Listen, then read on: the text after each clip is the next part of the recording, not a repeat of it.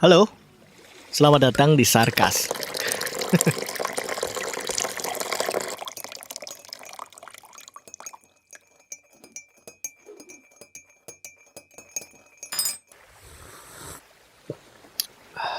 Yap, akhirnya aku membuat lagi. Ini adalah episode kedua berjudul Histrionic Personality Disorder. Kemarin aku udah bikin ya, cuman kayak nggak detail aja. Dari akhirnya aku meremake ulang karena isinya aku pengen detailin di sini karena banyak banget yang sebenarnya pengen aku share ke kamu. Ada banyak banget tentunya. Judulnya kan adalah X Histrionic Personality Disorder. Dari judulnya aja kamu mungkin udah mengira bahwasanya ini ada sesuatu yang mungkin jarang kamu dengerin gitu kan.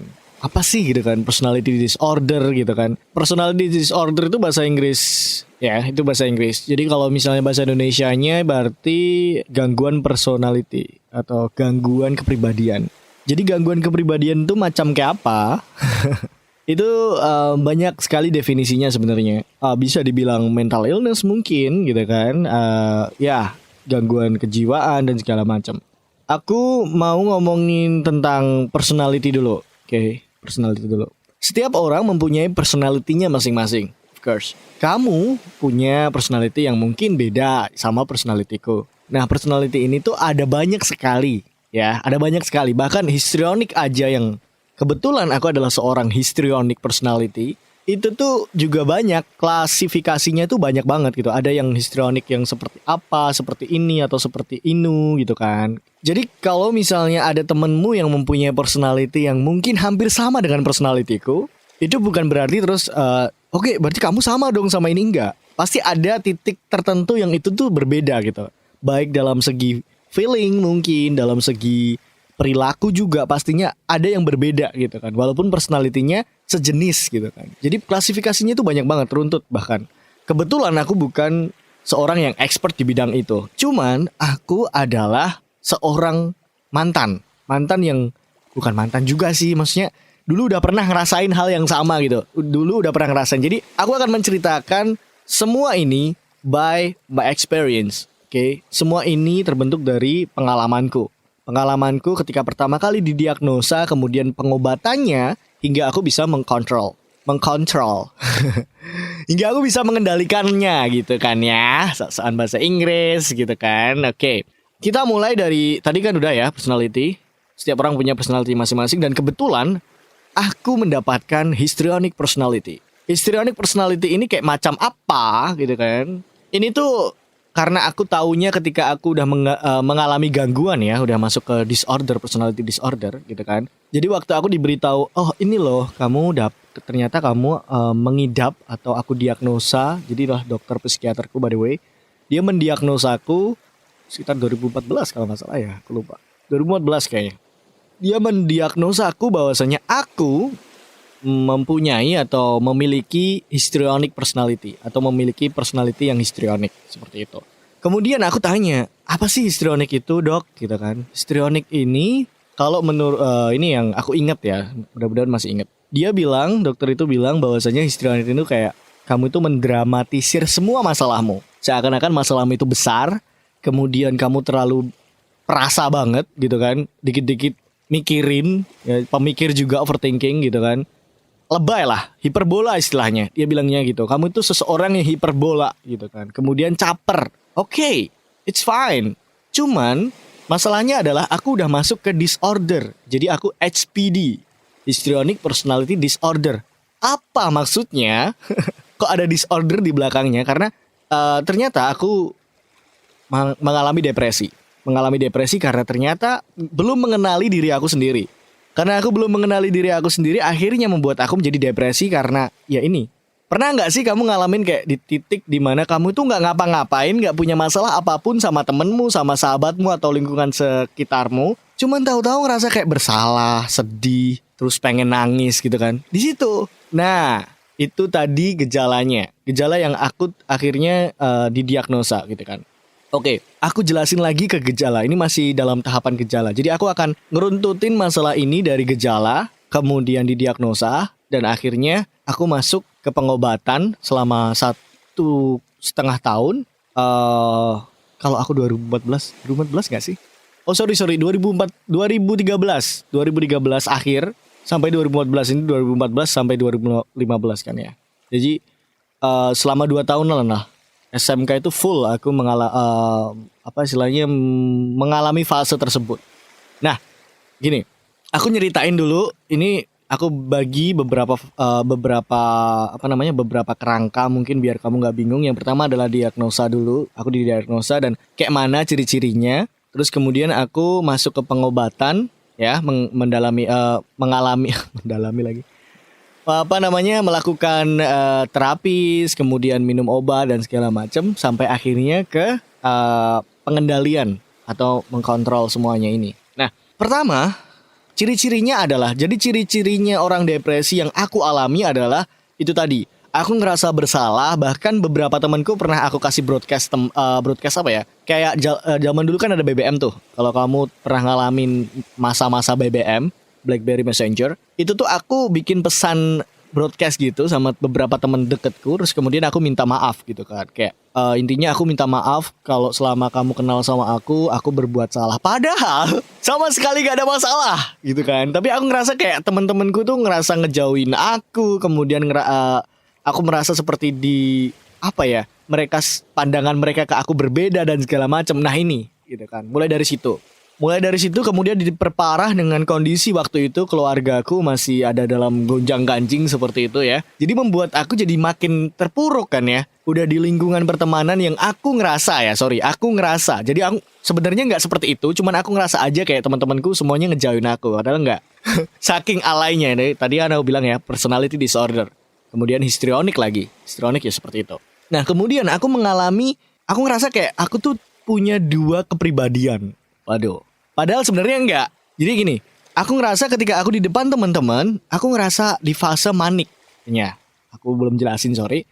Jadi fase manik ini adalah fase yang dimiliki oleh orang yang mengidap atau mempunyai bipolar.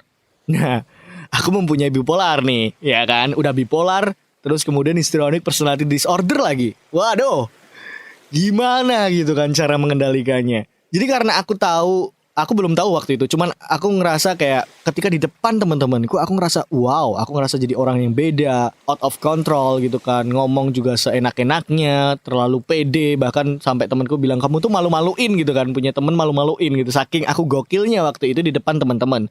Tapi ketika aku aku di rumah, di kamar, itu kayak aku bener-bener kayak orang introvert, diem di kamar, ngapain gitu kan, kadang nangis-nangis sendiri, nah itu. Aku ngalamin itu. What the hell? Freak banget sumpah. Tapi aku baru tahu ternyata itu tuh bipolar. Jadi bukan ngerasa, gak tahu ya kalau misalnya mungkin beda ya treatmentnya, I don't know. Tapi yang aku rasain waktu itu, aku juga konsulin, kok aku seperti ini, apa aku punya 2 kepribadian yang ganda, aku punya punya kepribadian yang satunya seneng, yang satunya sedih. Ternyata enggak, itu namanya bipolar. Nah itu adalah fase manik. Fase manik itu ketika kamu ngerasa semangat, kamu ngerasa bergairah untuk menjalani hidup gitu kan, intinya gitulah, seneng-seneng gitu kan, terus pengen bikin orang ketawa gitu kan. Terus ketika fase manik itu habis, nanti rasanya kamu capek, sedih, pengen nangis seperti itu. Nah itu, jadi jumping moodnya itu seperti itu. Ada yang langsung jumping, ada. Jadi ada yang persekian detik jumping, bipolarnya parah banget. Langsung jumping, misal kamu sapa nih pagi nih, jam 9 misal, terus jam setengah 10 kamu sapa lagi, orangnya udah berbeda gitu moodnya. Ada nggak temanmu yang seperti itu? Nah, mungkin kamu bisa ngasih treatment yang lebih dalam gitu. Maksudnya jangan mikir ini temanku aneh banget nih, kenapa nih? Jangan gitu, jangan mikir terus. Jangan-jangan dia lagi, kalau perempuan jangan-jangan dia lagi ada tamu gitu, ada lagi mens gitu kan. Nggak juga gitu kan. Bahkan jangan menyalahkan yang ya oke lah lagi mens, oke labil emosinya, oke aku percaya, tapi jangan melulu itu menjadi sebuah konklusi yang monoton. Kesimpulanmu adalah oke, dia lagi halangan nih, jadi kayak gitu. Enggak juga, kamu harus mempelajari juga temanmu yang seperti itu gitu kan. Tuh, jadi fungsinya teman, ketika kamu punya teman yang kayak mengalami yang tadi aku bilang, kamu harus deketin dia secara personal gitu kan, secara 4 mata gitu, kamu ajak ngobrol gitu. Karena concernnya balik lagi, kenapa sebelum aku lanjutin ke tahap selanjutnya, concernnya kenapa aku pengen konten ini ada, histrionic personality judulnya di Sarkasku, di Sarkas Podcast tentunya. Itu karena aku pernah kehilangan teman, dia bunuh diri karena dia ngalami depresi. Aku ngerasa seperti ya ampun, ini kok nggak ada yang ini gitu loh, nggak ada yang nolongin. Makanya aku jadi ngerasa kayak seenggaknya aku bisa sharing apa yang aku alami sehingga tidak ada teman-temanku yang jadi korban lagi mungkin sampai bunuh diri loh gitu. Jadi aku cuman peduli maksudnya aku sangat-sangat peduli dan care tentang kesehatan kejiwaan, kesehatan mental seperti itu. Gejala udah. Kemudian aku akhirnya dikasih tahu orang tuaku untuk datang ke psikiater karena orang tuaku ngerasa kayak ini anak kayaknya beda nih. Ada yang aneh nih, pasti kena nih anak nih gitu kan. Karena memang waktu di rumah itu aku pendiam banget. Mungkin orang tua juga peduli gitu kan. Akhirnya aku ke dokter psikiater untuk pertama kali. For the first time, aku ngelihat seorang dokter psikiater tuh kayak orang sok kenal, sok dekat gitu kan ya. Aku ngerasa kayak, lu tahu apa gitu kan. Lu kayaknya gak tahu penderitaan gua gitu kan. Gua yang paling menderita di dunia. Orang depresi tuh kayak gitu. Ngerasa paling menderita di dunia. Nah, kalau udah di titik situ, pengen bunuh diri. Oke, by the way, aku mau nyeritain percobaan bunuh diriku. Jadi, depresi itu ada beberapa tingkat ya. Ada yang sampai benar-benar mau gila gitu kan. Mungkin aku udah masuk ke situ mungkin karena udah ada udah mengalami yang namanya paranoid. Paranoid itu seperti macam kamu tuh di ruangan yang hening, gak ada apa-apa, misal di kamar gak ada suara apa-apa, gak ada orang di situ, gak ada orang di rumah by the way. Tapi kamu dengar suara-suara gitu kan, suara-suara yang membuat kamu trauma. Mungkin waktu itu karena aku trauma ada orang berantem gitu kan, trauma sama orang yang berantem, lagi berantem, cekcok seperti itu. Akhirnya suara-suara itu keluar sendiri di dalam pikiranku, di dalam otakku tuh ada yang bisikin, ada yang orang yang lagi berantem padahal gak ada orang gitu. Separah itu waktu itu. Jadi orang depresi itu belum bisa dikatakan benar-benar depresi parah kalau dia belum ngerasain pengen bunuh diri. Karena itu tadi, ngerasa paling menderita, akhirnya kesimpulannya pengen, wah kayaknya gue harus bunuh diri deh. Ini adalah satu jalan-jalan yang tepat gitu kan. Satu jalan yang sangat tepat itu adalah bunuh diri. Ya kayak gitu. Jadi aku pernah nih ngalamin mau bunuh diri berapa kali ya? 1-2 kali ya. Satu kalinya tapi gak jadi. Mau minum gitu kan, minum racun lah istilah kayak gitu, cuman nggak jadi. Ya alhamdulillahnya nggak jadi ya. Terus kemudian yang kedua itu aku waktu minggat dari rumah waktu itu, kejadiannya kayak aku minggat dari rumah aja gitu. Terus aku jalan di jembatan deket rumah waktu itu. Itu kaki itu udah ngelewatin jembatan. Ya ampun gitu, karena ternyata bodohnya aku ya waktu itu ya. Nggak tahu rasanya kayak bingung aja gitu. Cerita sama siapa juga nggak ada gitu kan, bingung lah intinya. Tapi alhamdulillah nggak jadi gitu karena mungkin karena aku takut ketinggian kali ya. Tapi nggak apa-apa alhamdulillah karena takut ketinggian gue jadi aku nggak jadi bunuh diri gitu kan. Sedemikian parahnya by the way. Aku nggak mau bikin ini seakan-akan mencekam ya, aku bikin fun aja karena takutnya nanti akan mempengaruhi kamu. Oke, kemudian aku ketemulah dengan dokter psikiater. Karena dia dokter psikiater, jadi dia bisa membaca aura mungkin ya, membaca mimik wajahku, kemudian membaca bagaimana logat bicaraku waktu itu, karena namanya juga orang depresi kayak gitu. Orang depresi itu ada beberapa ciri-ciri umum yang mungkin aku bisa share sama kamu itu. Yang pertama, ciri-ciri yang mungkin bukan ciri-ciri sih, lebih tepatnya ke ini. Orang depresi itu akan seperti ini loh, seperti ini. Ciri-ciri orang depresi, mungkin buat kamu yang ngerasain hal yang sama, mungkin bisa aja kamu mencoba untuk. Orang depresi itu mempunyai ciri-ciri yang pertama, dia akan jadi orang pelupa. Nah, pelupanya yang dimaksud adalah bukan berarti dia sudah pikun, itu bukan juga ya. Jadi memori tangkapnya, memori pikirannya itu pendek. Jadi dia ngalamin short term memory. Short term memory itu memori yang pendek gitu kan, intinya memori pendek. Misal contoh kasus, malamnya kamu ngasih tahu aku, besoknya aku udah lupa, seperti itu. Kenapa? Karena memang orang depresi itu kan banyak tuh pikirannya, yang ada di pikirannya itu banyak gitu kan. Mungkin omonganmu akan nggak guna gitu kan buat dia karena nilainya mungkin nggak tinggi gitu bagi dia yang lagi depresi. Kemudian yang kedua adalah ngerasa paling menderita sendiri di dunia, itu yang paling penting. karena itu yang membuat kamu depresi, karena ngerasa menderita, terus kemudian gak bersyukur. Padahal di luar sana ada yang lebih menderita daripada kamu, gitu kan. Penderitaanmu tuh masih bagian kecil aja, gitu kan. Cuman karena namanya orang depresi, ngerasa yang paling menderita. Terus yang ketiga, kalau gak salah itu kadang ngomongnya ngelantur gitu, kayak gak nyambung gitu. Kadang-kadang ngelantur gak nyambung seperti itu.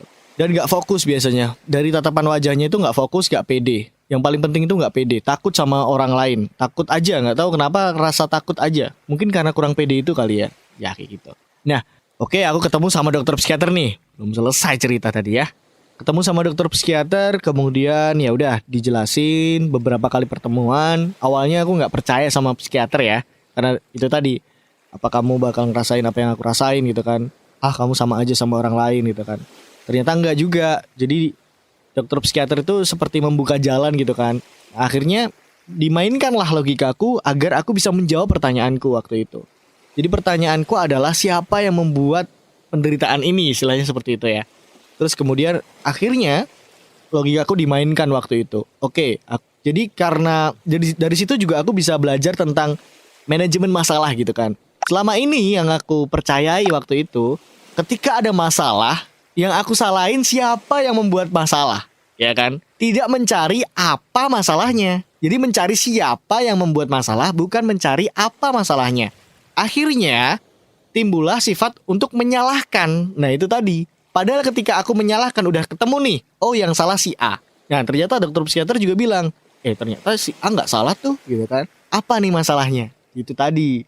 Akhirnya mudah-mudahan kamu paham ya aku maksudnya. Akhirnya sekarang kalau ada masalah, yang aku cari itu apa masalahnya, bukan siapa yang salah gitu loh. Karena ketika kita mencari siapa yang salah, endingnya adalah kita menjudge gitu kan, nah akhirnya membuat jadi ya banyak yang sakit hati lah dan segala macam gitu kan. Masalahnya yang harusnya selesai jadi nggak selesai tuh, ya kan? Jadi dendam ya nggak sih? Malah bikin masalah baru. Nah gitu, jadi caranya waktu itu adalah dibukakan logikaku mengenai tentang siapa ini yang salah. Akhirnya aku bisa mencari jawabannya sendiri. Bahkan kalau boleh jujur sampai aku bisa menyalahkan sang pencipta gitu kan. Saking aku dimainkan waktu itu. Jadi dimainkan logikaku, namanya juga orang depresi, logikanya tuh kenceng banget tuh. Tuh kan. Kayaknya lu gak tahu yang aku rasain gitu kan. Ngerasa kayak semua orang itu sama aja. Akhirnya aku sampai di logika dimana semua masalah ini yang nyiptain adalah pencipta, sang pencipta. Itu adalah Allah. Ketika itu selama 1 bulan aku yaitu tadi menyalahkan sang pencipta. Sampai akhirnya di titik dimana ternyata itu bukan jawaban yang benar gitu kan. Karena sama aja ketika kamu menyalahkan yang membuatkan masalah itu, malah makin depresi kamu kan ya. Akhirnya itu tadi. Singkat cerita aku sudah masuk ke bagian pengobatan. Jadi aku menjalani pengobatan. Mulai dari minum obat suplemen otak, kemudian penenang juga, obat penenang kayak gitu biar bisa tidur pulas. Kemudian juga menjalani seperti ini, hipnoterapi. Menjalani hipnoterapi, disugesti seperti itu. Nah ini yang uniknya di fase ini emang yang paling berat tuh pengobatan sih. Karena di situ adalah fase di mana kamu melawan diri kamu sendiri. Paham gak? Jadi waktu itu aku ngelawan sosok aku yang emang susah untuk dikendalikan gitu kan. Histrionik tuh kan susah tuh dikendalikannya. Jadi aku bener-bener gimana caranya aku bisa mengendalikan ini gitu loh. Si personalitiku ini, karena intinya adalah aku harus mengendalikannya. Kalau aku gak bisa mengendalikannya, ini personality bisa membuat aku sengsara banget gitu kan. Nah caranya gimana? Waktu itu sempat di tahapan yang aku masih punya paranoid ya. Paranoidku tuh parah banget. Sampai aku tuh pengen ada keinginan buat ngebunuh orang. Sumpah parah banget. Jadi sampai paranoidku parah. Kemudian di titik itu aku mencoba untuk mengendalikan diri. Kemudian diajak di hipnoterapis waktu itu. Di terapi beberapa kali. Ketika aku memejamkan mata itu, bayanganku itu udah kemana-mana gitu kan. Jadi kalau orang menjamin mata itu kan gelap tuh. Kalau aku enggak, ada orang berantem di depan. Paham gak? Kayak ada siluet aja gitu, yang ada orang berantem, terus ada nggak tau lah, bercak-bercak darah gitu kan. Aduh parah banget waktu itu sumpah. Nah aku masih ingat soalnya. Terus setelah jalanin itu dan aku minum obat yang dimana obat itu sekarang aku cari udah nggak ada. Karena aku kemarin tanya kan sama dokterku, dok, obat yang dulu aku konsumsi mana gitu kan. Karena itu kayaknya mujarab banget tuh buat misal temenku yang ngalamin hal yang sama mungkin gitu kan. Terus dia bilang gini, udah nggak diproduksi lagi gitu kan. Karena memang ya satu efek obatnya itu kayak all in one gitu loh. Itu obat ya. Pernah aku kasih ke temenku setengah doang gitu kan. Karena aku pengen nolong temenku waktu itu. Temenku gak bisa bangun 2 hari dong. Ya ampun, tepar 2 hari. Sedangkan kalau aku yang pakai itu it's fine. Jadi obat itu efeknya adalah aku bisa bangun pagi. Bahkan dengerin azan gitu kan. Yang biasanya aku tuh gak bisa bangun kalau dengerin azan. Bahkan alarm aja gak bisa bangun gitu kan. Tapi itu bisa. Fokusnya minta ampun. Aku jalan aku jalan napak ini ya. Kalau lantai, tahu nggak lantai ya? Lantai dari keramik itu berasa empuk sekali. Berasa empuk sekali. Kemudian, by the way, ini resep dokter ya, sorry ya, jangan mikir yang aneh-aneh. Emang seperti itu. Efek dari obat tersebut gitu kan. Aku fokus dan segala macam memang membuat pikiran kita fokus. Tapi setelah itu selesai biasanya habis maghrib tuh badan rasanya capek aja gitu. Terus pengobatan berlanjut hingga akhirnya aku mengenal seorang perempuan waktu itu. Bukan si putih, bukan. Sebelum si putih. Intinya ketika aku memadu kasih dengan si perempuan ini bilang gini, kamu gak pengen mencoba untuk berhenti minum obat ya? Kan kamu udah punya aku. Gitu kan aku bisa bikin kamu tenang. Kenapa kamu masih menggunakan obat itu untuk bikin kamu tenang? Karena efek obatnya adalah kamu bisa bikin aku cepat tidur gitu kan. Karena aku dulu tuh susah tidur. Nah itu juga orang depresi tuh. Orang depresi itu juga susah tidur. Bener, susah tidur, serius. Kamu ngerasa kalau tidur tuh nggak nyenyak aja gitu. Ngerasa kayak banyak pikiran, jadi kamu nggak bisa tidur. Itu juga salah satu dari ciri-ciri orang depresi. Nah, ya udah. Akhirnya aku, oh ya juga ya, aku udah punya kamu. Ya udahlah, demi kamu. Waduh, so sweet banget aku tuh. Demi kamu aku berhenti aja gitu kan. Dan akhirnya, oke, aku berhenti. Nah, ini udah selesai nih, fase pengobatan udah selesai. Karena aku akhirnya memutuskan untuk berhenti meminum obat gitu kan. Tapi, belum bisa mengkontrol. Nah, ini mau masuk ke fase kontrol. Mengontrol diri aku sendiri maksudnya. Karena sejatinya, ini poin penting nih, depresi itu dimiliki semua orang. Semua insan punya titik depresinya masing-masing. Nah, depresi itu bukan dihilangkan, bukan disembuhkan juga bukan. Depresi itu bukan disembuhkan, bukan dihilangkan, tapi dikendalikan. Seperti amarah. Amarah itu bukan dihilangkan loh, tapi dikendalikan. Seperti itu. Nah, aku harus mengendalikannya gitu kan. Bukan menghilangkannya. Semakin kamu pengen menghilangkannya, misal aku pengen sembuh nih dari depresi, semakin kamu depresi. Karena sebenarnya intinya itu bukan menghilangkan, bukan menyembuhkan, tapi mengkontrol gitu kan. Biar tidak menjadi disorder itu tadi gitu kan. Nah, karena tadi aku bilang aku mengidap atau bukan mengidap sih, sorry, kayak apa aja mengidap ya. Karena aku diklasifikasikan seseorang yang mempunyai personality yaitu histrionik, akhirnya aku mencoba untuk mengendalikannya, ya kan? Yang pertama adalah aku tahu bahwasanya aku personal yang sering banget mikirin orang lain. Saking seringnya nih ya, misal nih malam ini atau tadi misal aku istirahat, misal aku ketemu orang di jalan dan dia jualan yang mungkin bapak-bapak tua renta malam-malam jualan kerupuk mungkin. Itu aku bisa mikirin dia sampai aku gak bisa tidur. Wah ini bapak gimana ya perjuangannya ya. Anaknya berapa ya. Sedemikian parahnya aku mikirin orang lain. Itu gak masalah ya. Itu manusiawi mungkin. Cuman aku overthinking banget. Akhirnya membuat aku capek sendiri. Nah titiknya capek adalah tahu-tahu kamu nangis sendiri gitu kan. Ya kan. Sebenarnya kalau kamu ngelihat orang yang kurang beruntung, harusnya buat kamu untuk bersyukur. Ya gak sih? Jangan dipikirin terlalu gitu kan. Seenggaknya kamu nolongin lah selesai. Nggak nolongin tapi mikirin. Nah itu tadi. Itu tadi satu. Nah terus kemudian contoh simpel nih. Ada orang atau temenku nge-read WhatsApp aku. ya kan? Itu tuh aku mikirin, ini kenapa gak dibales ya? Nah, karena aku tahu aku orangnya pemikir seperti itu yang membuat aku nanti akan depresi lama-lama, ya kan? Kan bisa kambuh tuh ya, kalau misalnya nggak bisa mengkontrolnya. Akhirnya aku matiin aja notifikasi yang ada di BBM lagi di WhatsApp, ya nggak sih?